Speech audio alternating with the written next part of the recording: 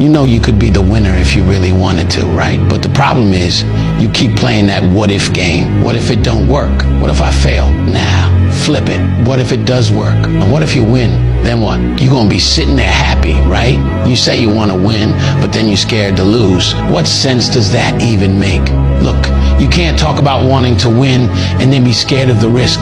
That's not how this works. If you lock in, keep your head down and stay focused on the vision, how could you not win?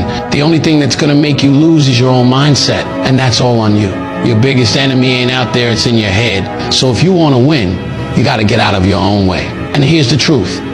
Every time you doubt yourself, you're slowing down your own progress. You either believe in yourself or you don't. There's no in between. If you keep second guessing everything, you're already losing. But when you stop playing scared and start moving like you're built for this, you'll see everything change. So stop thinking about what could go wrong and start focusing on what's gonna go right.